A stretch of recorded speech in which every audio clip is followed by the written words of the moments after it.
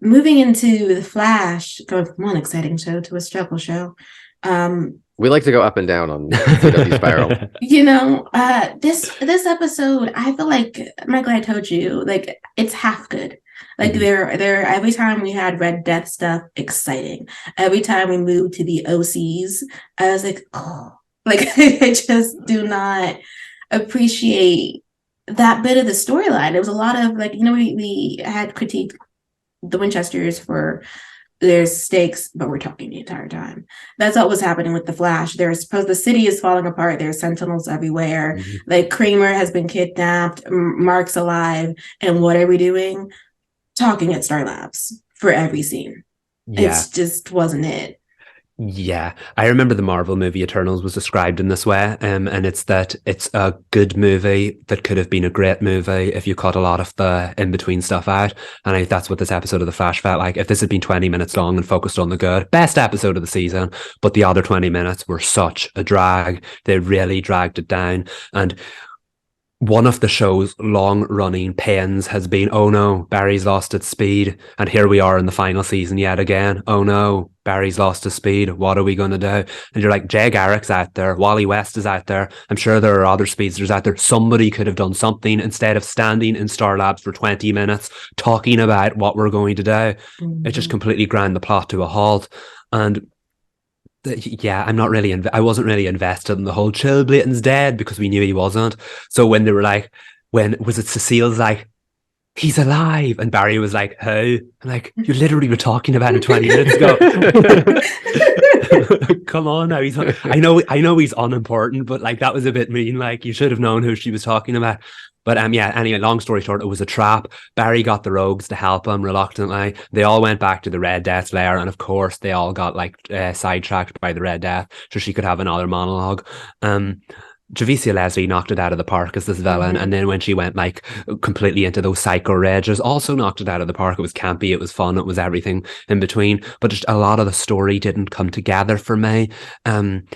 So she was trying, long story short, in order to get her sense of justice in Central City, or the world apparently, she was using Grodd's Gorilla Grodd, by the way. Reed is one of the Flash's arch enemies. He's a giant telepathic gorilla, and I love the amount of enormous gorillas there are in this universe. Yeah, DC TV loves their giant gorillas with who are really smart and can talk as well without actually using their lips apparently. So I didn't understand the lore here. So Grodd found his peers in Gorilla City who were all sentient gorillas just like him. But Crisis on they did. They did a whole Gorilla City episode in season 3. It was amazing. Where's the spin-off? But now this doesn't make sense to me. In season 7 was post Crisis on Infinite Earths. We met Grodd, but according to the Red Death, Gorilla City was wiped out of existence by Crisis on Infinite Earths. Okay. Don't remember that. So Barry promised Grodd he'd find his sentient gorillas in this new timeline, but 2 seasons have passed and Barry has done absolutely nothing to help Gorilla Grodd. So Gorilla Grodd decided to help the Red Death instead. So he used his psychic powers so that she could channel her vision into all of Central City and the world. So all these sentinels started showing up dressed in the Red Death outfits, saying basically the whole world was in martial law, guarded by these Red Death sentinels. But of course, we just saw Central City. Didn't have the budget for the rest of the world, unfortunately. So all of this exciting stuff was happening in the city. The Flash has done this far too many times. All of this exciting stuff was happening in Central City, and we spent most of the episode in Star Labs without power and maybe saw the occasional flash of red light through the window. And that just kind of brought it down for me. The episode really kicked into gear in the second half, but much like the Winchesters, it was an awful long time getting there. You know what I mean? Mm-hmm. It's the frustrating thing about The Flash over the past few seasons, it's not just this season, is that there is an imbalance of when we should be talking to villains to try to redeem them and when we should just have action. For whatever reason, this show wants to be Power Rangers, but it wants to be Power Rangers with a lot of dialogue. Like, there's just not, it just doesn't, I just don't understand. Like, if we're leaning hard into the camp, if we're doing on the nose dialogue, if we're trying to create a story that has a moral, basically a moral agenda to it, it's not, God, I feel like I'm complaining about the show all the time, but it's not a well executed moral agenda, but it's there. Mhm. And it is about recognizing that circumstances can change how someone perceives the world, and that can affect how they interact with that world. Hence why the criminals are the way they are in Central City. That's not what was happening in the Flash prior to this, so it's really confusing that they keep trying to redeem all these villains when they don't want to be redeemed, and nor did all of them have tragic backstories. They were just common thieves. But I feel like because we have to have every talking scene in all of the plots, whether it be the A, the B, or the C plot, it drags the show down entirely. And then when it kicks back up, there's just so much exposition. I lost the thread to the Grodd conversation. Like I truly did. Like Red Death was like going on her monologue about it, and I was like, "You're from a different timeline. Are we sure this is the timeline Barry didn't help?" Barry seems confused about what you're talking about, but then now he feels guilty, which, by the way, they need to stop making Barry guilty. Guilty over what? He's guilty over everything now. Like, every time. And then they're like, we have to save Mark. And I was like, does no one care about Kramer? I mean, I just started caring about Kramer when she started caring about This is the first time I've heard about Kramer. Kramer is, why is her name escaping me? Nancy Drew. Why is her name? The woman who runs the Historical Society. That's Kramer on Helen. The Flash. Oh, Helen on Nancy Drew. I don't know the actress's name, but I think her name is Helen on Nancy Drew. Yeah, so she's been Kramer. We've been ranting about Kramer occasionally because they sometimes had flashes of brilliance with Kramer and then forget she exists for the second half of the season. I will say there were some nice little nods to previous storylines that I didn't expect. The fact that when Red Death and the Rogues turned up at Central City's police department, Kramer remembered she's a metahuman and she could mimic all their powers. That was a lovely little moment. I really liked that. I really appreciated that. Also, the fact that we brought Grodd was the one that was able to ignite the spark in Barry's speed, because 2 seasons ago Barry shared a spark of his speed with Grodd, so that was still within his body. The storyline is not storylining, but it was a nice little Easter egg nonetheless.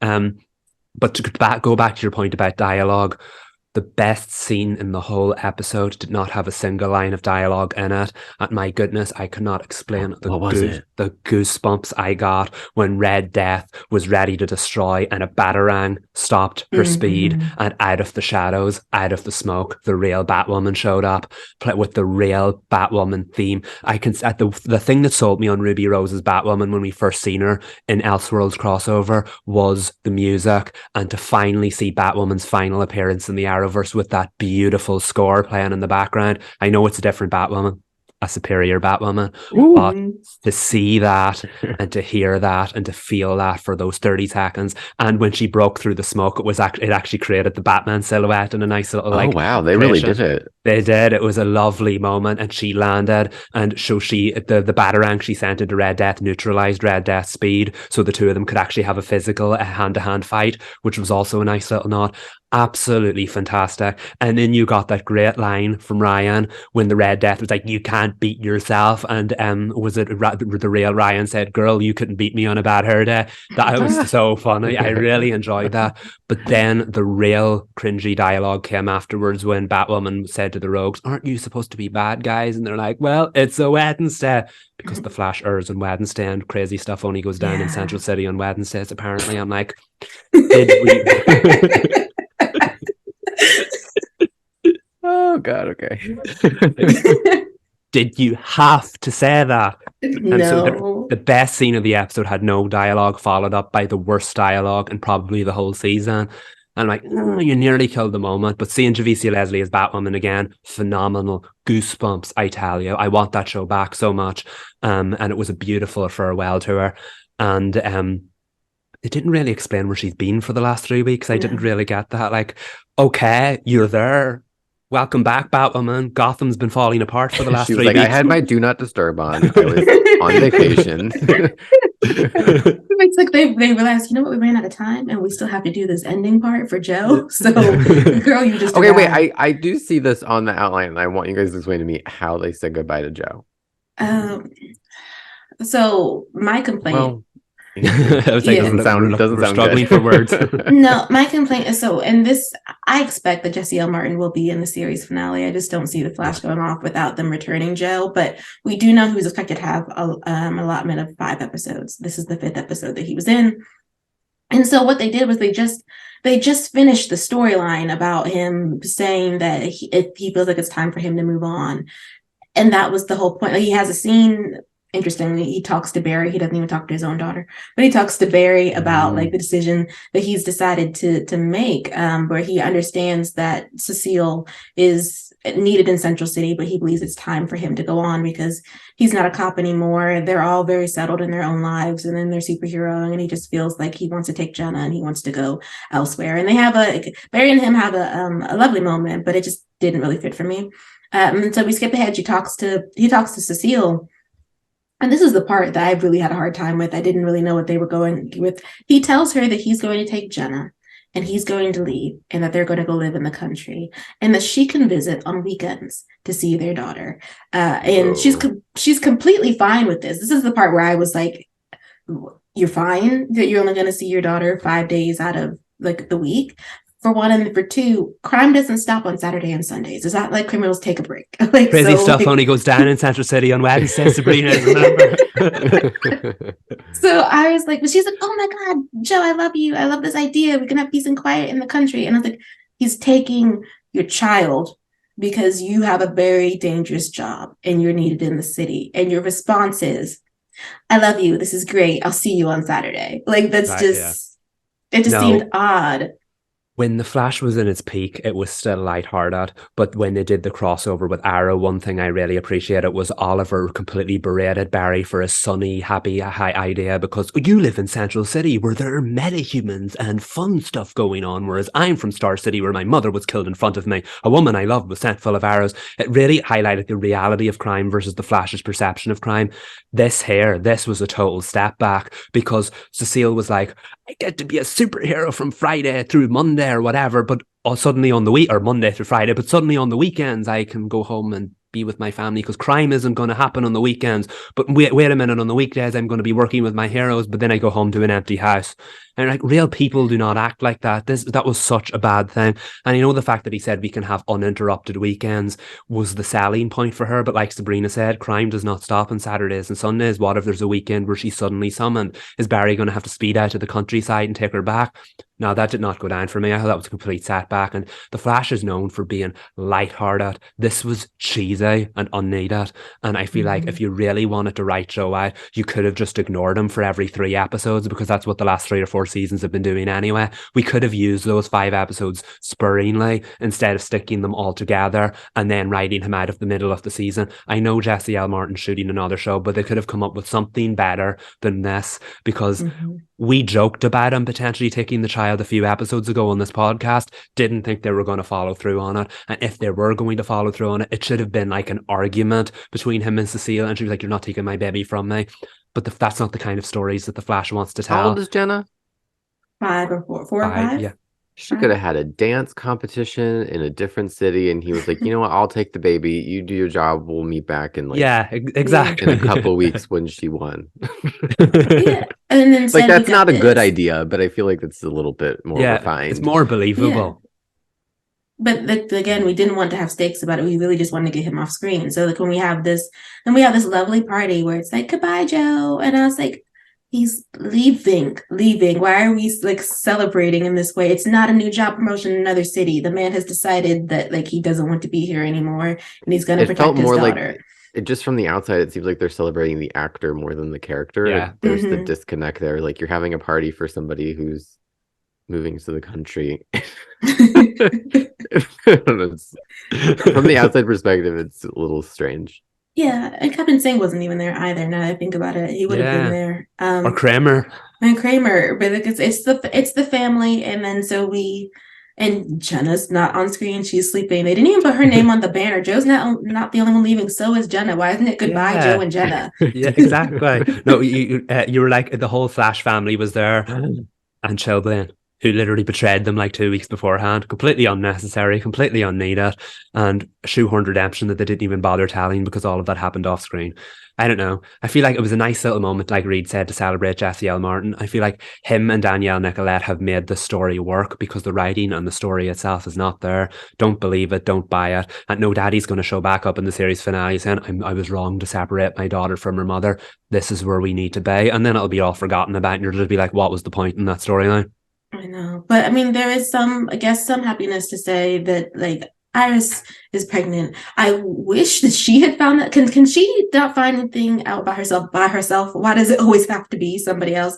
Because Keanu was like, "Oh, because you're pregnant." And I was like, "Dang it!" Once again, like, she can't just receive information on her own. Which now, Michael, I'm not even sure. Like we were going weather witch for her, but now it might actually be empathic. But maybe it is both. And I really don't know.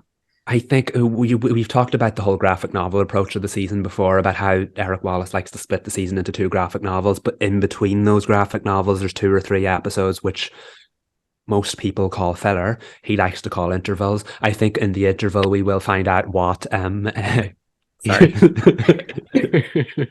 I think in the middle of it we will find out what Keown's powers are. I think that's what next week's episode is going to be about. I'm mildly intrigued in that storyline because nothing is making sense right now. I hope that's the point. Yeah, I like Keown. I still don't think they know what they're doing with her, and I think that is still a waste of Danielle Panabaker in her final season when we could have just had Caitlin figure herself out one more time. Would have rather watched that, to be honest. But I feel like I feel like she's either going to become a super combination of Frost and Caitlin and Keown by the end of the season, or we're going to end up splitting the 3 of them back into 3 separate peoples. I don't know, but I just feel like they're moving too slow with this Keown story. It was pretty nice that she was the one that figured out that Iris was pregnant, just because it was another part of her abilities. But again, I agree with Sabrina, for a storyline as important as that, it should have been Iris or Barry that figured it out, because Iris has spent the whole season being told this is going to happen when. So in the final season to be told by somebody else that she's pregnant, again, takes another special moment with them. But again, the actor sold it. It was a nice little moment. And I mean, like, it took 9 seasons, but we're finally here. So we'll see where it goes. Before we move to Horseshoe Bay, where we love to stay, like just a wonderful, spooky little town. I did want to say about The Flash that like my bar is really far down on the ground at this point. Like I hate that like this is the final season, and personally I'm having so many issues with it, and I think it's just because once again we have too many characters happening. Because even the Rogues didn't have much to do other than to complain. They complained the entire episode until finally they launched in. Like we brought them back in so that they could help Barry and they could be a little quippy. Who? And then the Rogue, so it's like it's Hartley. Okay.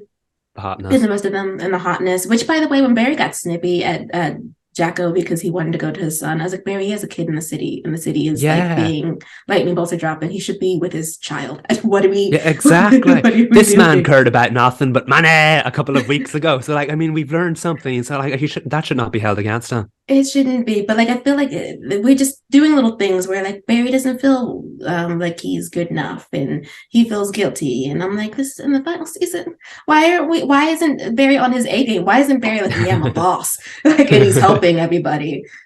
I need the show to stop stressing you guys out. Please.